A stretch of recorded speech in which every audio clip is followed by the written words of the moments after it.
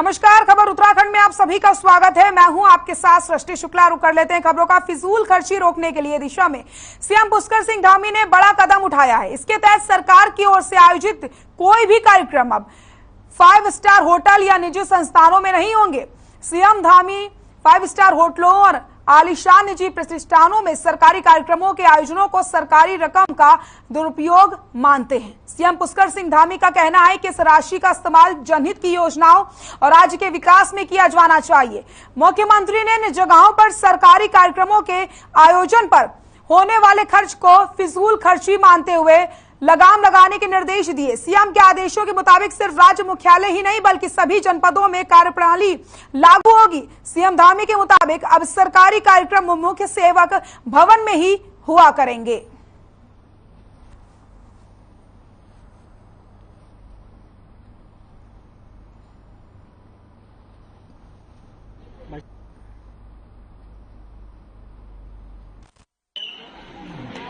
जब हमारी भारतीय जनता पार्टी की प्रदेश के अंदर सरकार रही है, जनता पार्टी का हमारी सरकार का सिद्धांत रहा है कि हमेशा जीरो टॉलरेंस के सिद्धांत कार्य किया जाए। साथ ही सरकार जो मितव्ययिता के सिद्धांत पर कार्य करने का आदेश मुख्यमंत्री ने जारी किया है, उसके लिए हम उनके आभार व्यक्त करते हैं।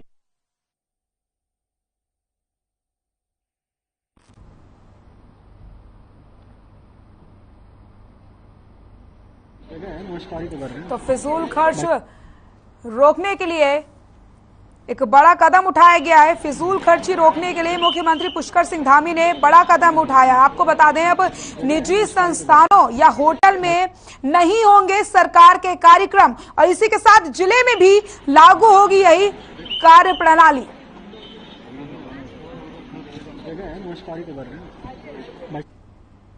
फिजूल खर्ची पर लगेगी लगाम। आपको बताते चलें, फिजूल खर्च रोकने के लिए मुख्यमंत्री पुष्कर सिंह धामी ने एक बड़ा कदम उठाया है। जब अब निजी संस्थानों या होटल में नहीं होंगे सरकार के कार्यक्रम, तो सरकार के कार्यक्रम अब 5 स्टार होटल में या निजी संस्थानों में नहीं कराए जाएंगे।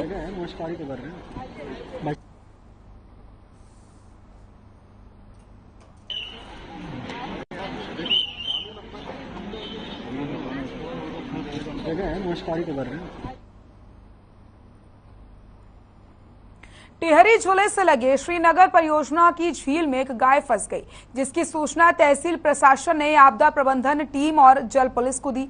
सूचना पाकर मौके पर पहुंची पुलिस ने जान जोखिम में डालकर गाय को करीब 4 घंटे बाद बाहर निकाला। गाय का सुरक्षित रेस्क्यू करके पशुपालक को सौंपा गया है। आपको बताते चलें, धारी गांव के रहने वाले सुरेंद्र लाल की गाय झील की पहाड़ी के बीच फंस गई थी।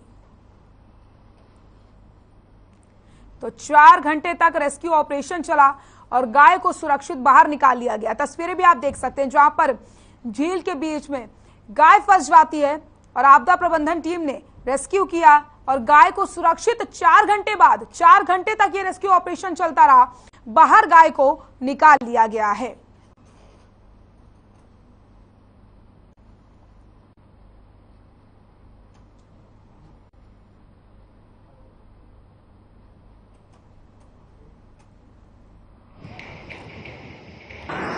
प्रयास किया गया तथा गाय भी रस्सी के सहारे झील के पानी में डाला है। झील के पानी में डालने के पश्चात के सहारे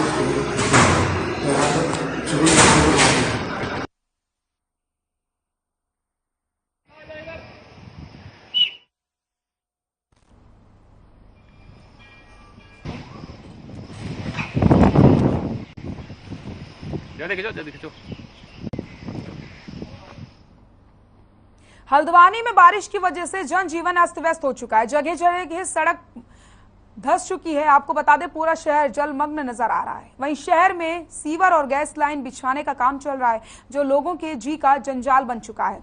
आपको बताते चले कि लोगों ने पहले ही मानसून सीजन में इन कार्यों पर रोक लगाने की मांग की थी, लेकिन प्रशासन ने कोई ध्यान नहीं दिया। नतीजतन आलम यह है कि अब बीच शहर की सड़कें धंस चुकी हैं, गंदगी का अंबार लगा है। वहीं मौसम विभाग के अलर्ट के मद्देनजर डीएम ने एहतियातन छुट्टी घोषित की है। तो ये तस्वीरें आप देखिए जहां पर सड़कें पूरी तरीके से जलमग्न हो चुकी हैं। भारी बारिश से जनजीवन अस्त व्यस्त हो चुका है। लोगों को परेशानियों का सामना करना पड़ रहा है। जगह जगह सड़कें धंसती चली जा रही हैं। तो ये तस्वीरें आपको हम दिखा रहे हैं। आप देखिए किस तरीके से यहां पर हर जगह पानी भरा हुआ है। डीएम ने घोषित की है छुट्टी। पूरा शहर जलमग्न हो चुका है।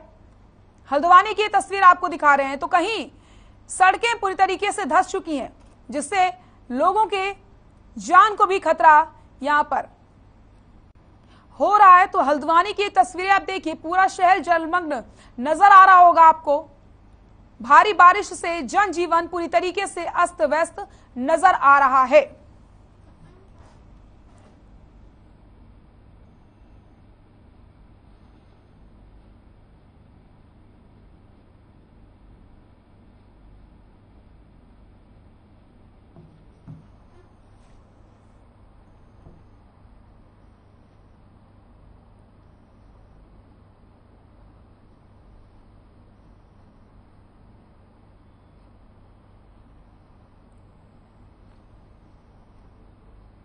भारी बारिश की वजह से ऋषिकेश का ड्रेनेज सिस्टम बिल्कुल फेल हो चुका है। शहर की सड़कें जलमग्न हो चुकी हैं। जगह जगह जल भराव होने की वजह से लोगों को पैदल चलने में परेशानी का सामना करना पड़ रहा है।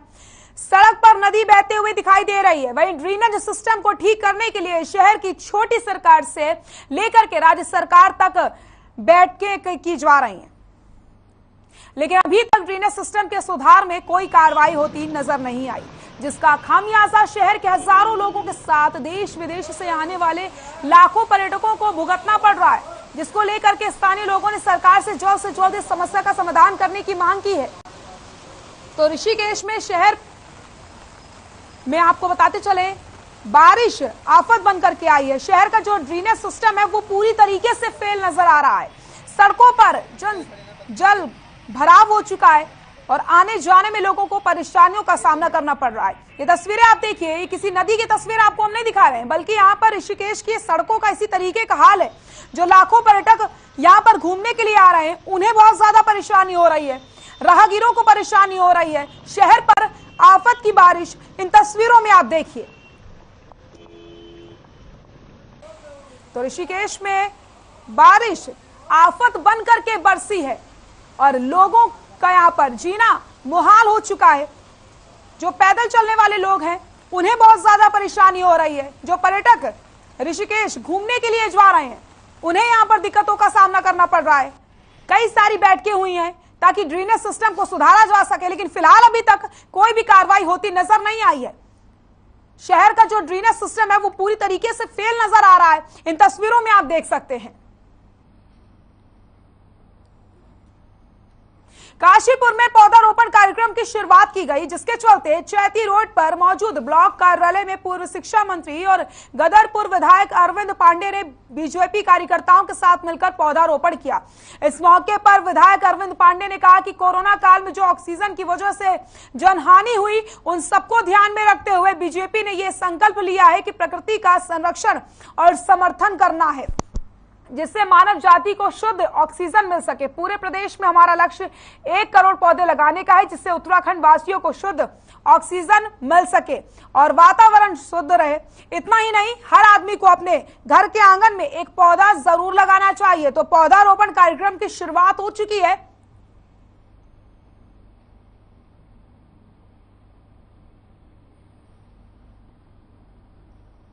तो हमेशा के लिए यादगार बनी रहे। कोविड काल में जो ऑक्सीजन की वजह से जनहानि हुई है, उन सबको ध्यान में रखते हुए भारतीय जनता पार्टी ने संकल्प लिया है कि प्रकृति का संरक्षण संवर्धन करना है। और 16 जुलाई को हरेला पर्व मनाया जाता है, जो उत्तराखंड का लोक पर्व त्यौहार भी है। इन सब चीज़ों को जोड़ते हुए भारतीय जनता पार्टी ने यह संकल्प लिया है कि प्रकृति के संरक्षण संवर्धन और मानव जाति को शुद्ध ऑक्सीजन मिल सके।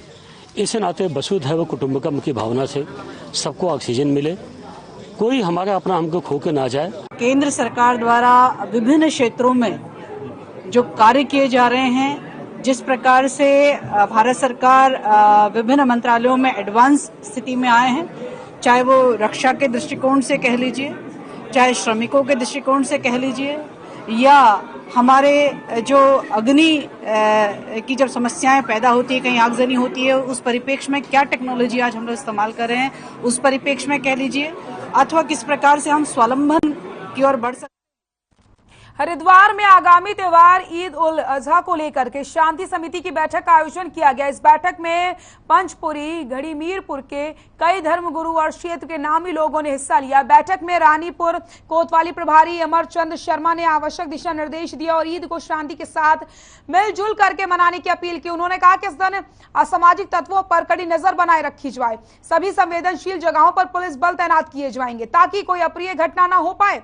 अगर पर्व के दौरान जो भी शांति भंग करने की कोशिश करेगा उन लोगों पर कानूनी कार्रवाई की जाएगी। कोतवाली प्रभारी अमरचंद शर्मा ने बताया कि ईद उल अजहा के मद्देनजर सोशल मीडिया यानी फेसबुक, व्हाट्सएप, ट्विटर आदि पर भ्रामक और विवादित पोस्ट करने वालों पर भी पैनी नजर बनाकर रखी जाएगी। कोई भी विवादित पोस्ट नहीं करेगा। अगर कोई ऐसा करता है तो उसके खिलाफ तुरंत कड़ी कार्रवाई की जाएगी।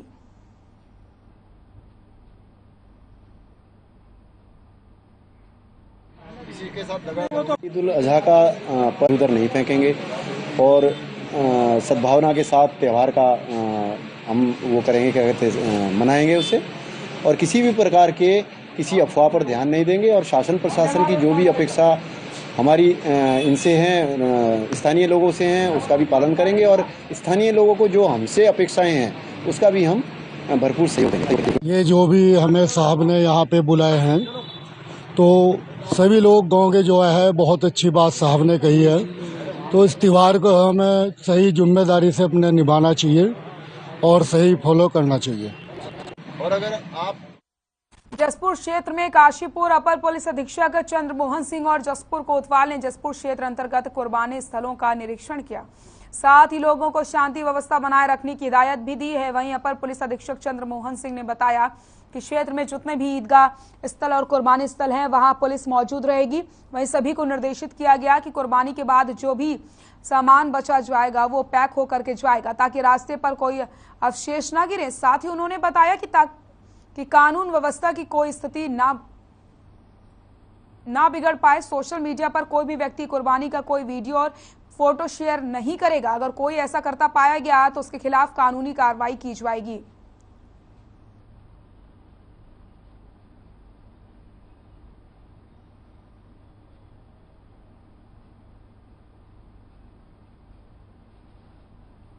इस जितने भी जो हमारे ईदगाह हैं और जहां भी नमाज पढ़ी जाएगी वहां पर पुलिस की ड्यूटी रहेगी।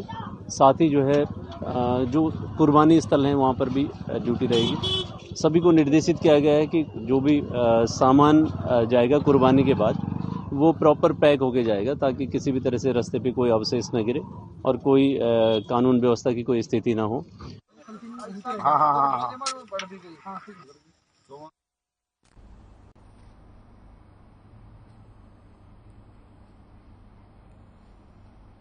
खबर यमकेश्वर से है, जहां एक तेज रफ्तार गाड़ी अनियंत्रित होकर के गड्ढे में जा गिरी। इस हादसे में एक युवक की मौत हो गई जबकि 3 लोग घायल बताए जा रहे हैं। मिली जानकारी के अनुसार आपको बता दें, धाबड़ से सिमालू की ओर गाड़ी आ रही थी। सभी वाहनों में तकनीकी खराबी आई है और वाहन सड़क से अनियंत्रित होकर के गड्ढे में जा गिरी।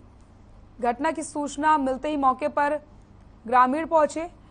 वहीं ग्रामीणों ने गड्ढे में जाकर घायल युवक को बाहर निकाला और आनन फानन में अस्पताल पहुंचाया।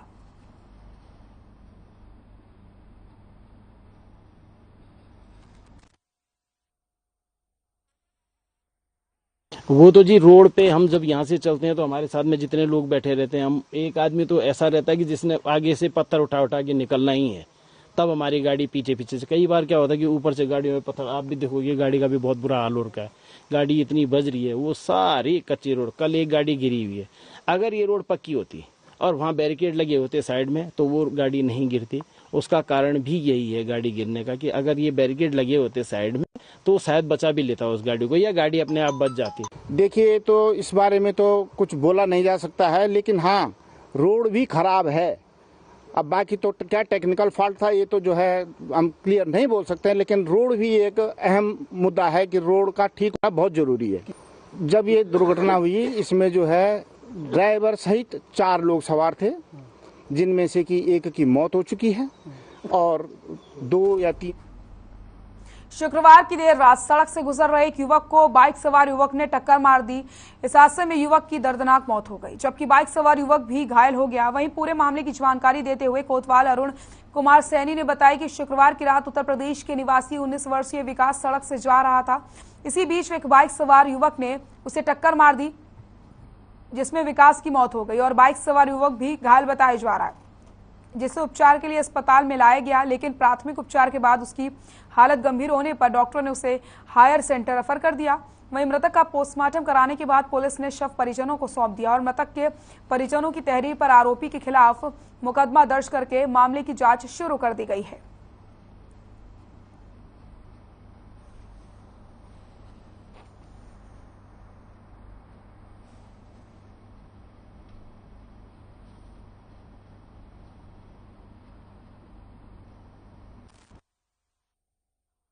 ये मेरा भाई है, टांडा बादली, डिस्ट्रिक्ट रामपुर, खजेखेड़े का रहने वाला है।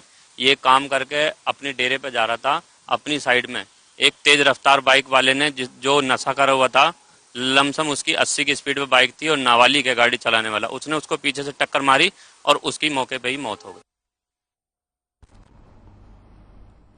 जसपुर में सड़क दुर्घटनाओं का ग्राफ लगातार बढ़ता जा रहा है। मामला राष्ट्रीय राजमार्ग 74 के कुंडा थाना क्षेत्र का है, जहां एक गाड़ी बेकाबू होकर खेत में जा पलटी, जिससे गाड़ी में सवार 3 लोग गंभीर रूप से घायल बताए जा रहे हैं, जिन्हें इलाज के लिए अस्पताल पहुंचाया गया। वहीं एएसपी चंद्रमोहन सिंह ने बताया कि गाड़ी में सवार लोग जिला बिजनौर के धामपुर के बताए जा रहे हैं, जिन्हें इलाज के लिए सामुदायिक स्वास्थ्य केंद्र भिजवाया गया, जहां से उन्हें हायर सेंटर भेज दिया गया है।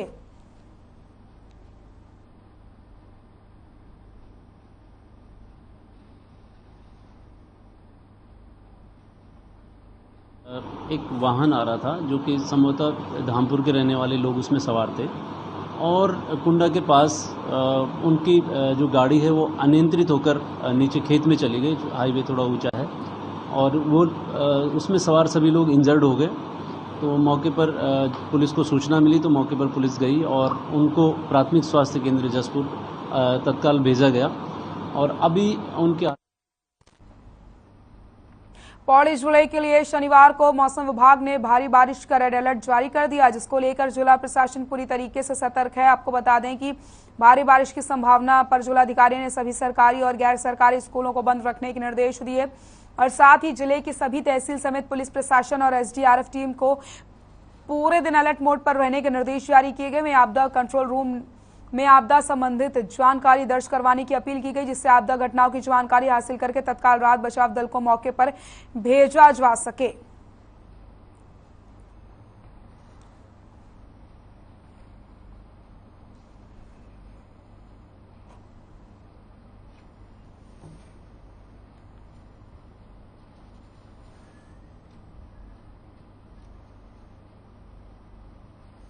तो अलर्ट मोड पर प्रशासन भारी बारिश को लेकर के रेड अलर्ट जारी किया गया, जिसके बाद उत्तराखंड में अब प्रशासन अलर्ट मोड पर आ चुका है। अलर्ट मोड पर एसडीआरएफ की टीम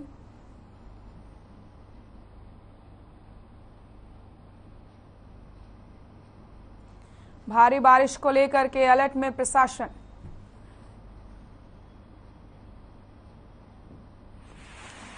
विभाग अपने अपने तैनाती के स्थल पर उपलब्ध रहेंगे। वो किसी भी अधिकारी का अवकाश अनुमन्य नहीं किया जाएगा। सभी तहसीलों में तहसीलदार और जो पटवारी क्षेत्र में पट्टी चौकी में उपलब्ध रहेंगे। पीडब्ल्यूडी से निर्देश सूची प्राप्त कर लिया है। जहां जहां पर उनके जेसीबी तैनात किए जाने हैं उनका स्थान सुनिश्चित कर लिया गया है।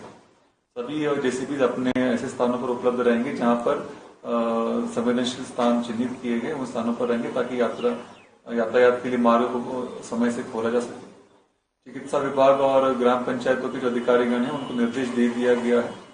नगर पालिकाओं में विशेष रूप से ध्यान बढ़ता जा रहा है। नगर पालिकाएं, नगर पंचायतों में वहां पर जहां जहां पे जल भराव होता है, विशेष रूप से कोटद्वार, श्रीनगर, स्वर्गाश्रम, वहां पे सफाई के लिए टीमें तैनात होंगी।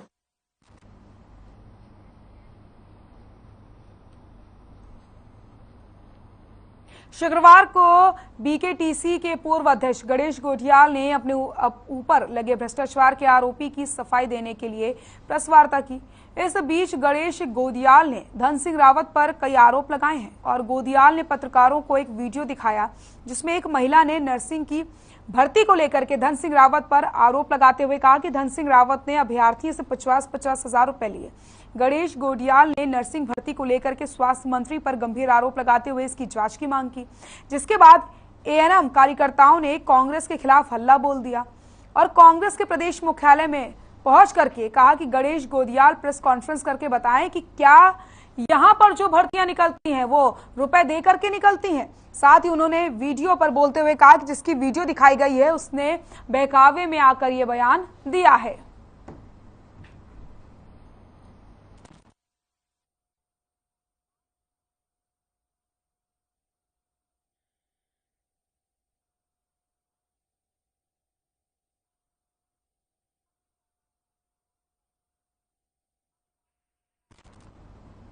पशुपालन मंत्री सौरभ बहुगुणा की अध्यक्षता में राजकीय अनुदान चयन समिति की प्रथम बैठक हुई। बैठक में निर्णय लिया गया कि कुल बजट प्राविधान 83.33 लाख को गौवंश भरण पोषण मद में सदुपयोग किए जाने के लिए सभी मान्यता प्रदत्त और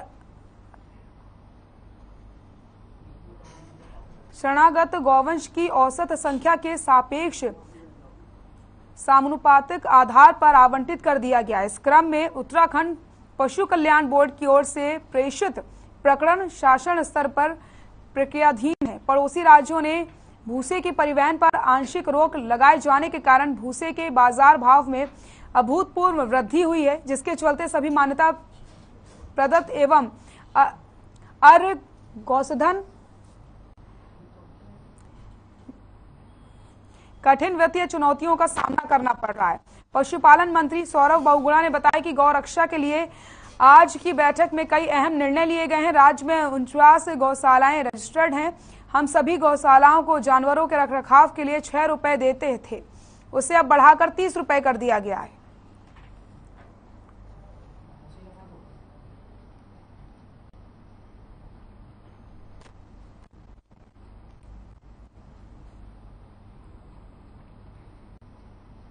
बाजपुर में तेज रफ्तार का कहर देखने को मिला। मामला शहर के ग्राम मढ़ैया हट का है, जहां एक बाइक और कंबाइन की जोरदार टक्कर हो जाती है, जिसमें बाइक सवार 2 नाबालिग और एक युवक की मौत हो गई। सूचना पर पहुंची पुलिस ने तीनों मृतकों के शव बरामद करके पोस्टमार्टम के लिए भिजवा दिए हैं।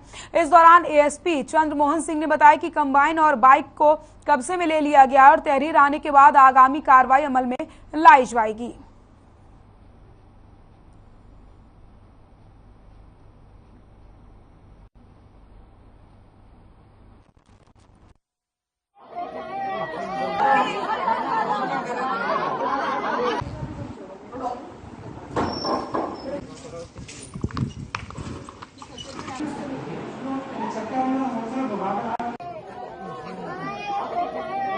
तीन बच्चे जो एक बाइक में सवार थे और जिनकी उम्र 15, 16 या 18 साल तक है और ये ग्राम थापक नगला गांव पड़ता है केला खेड़ा क्षेत्र में।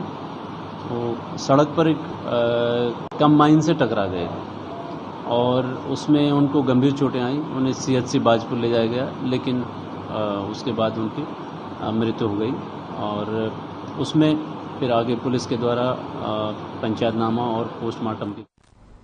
मानसून के प्रवेश करते उत्तराखंड में बारिश और भूस्खलन का सिलसिला थमने का नाम नहीं ले रहा। बारिश से आम जनजीवन अस्त व्यस्त हो चुका है। वहीं मूसलाधार बारिश के कारण राज्य के सैकड़ों जगहों पर भूस्खलन जारी है। ऐसे में मौसम विभाग ने चारधाम यात्रा और पहाड़ पर सफर करने वालों को सतर्क रहने की सलाह दी है। वहीं राज्य का आपदा कंट्रोल रूम भी अब पूरी तरीके से अलर्ट मोड पर आ चुका है, जो राज्य के हर जिले की मॉनिटरिंग कर रहा है। आपदा प्रबंधन विभाग के ड्यूटी इंचार्ज डीएमएस राणा ने बताया कि मौसम विभाग के अलर्ट पर जो भी सूचनाएं आ रही हैं, जिस पर सीधे जिलाधिकारी से चर्चा की जा रही है।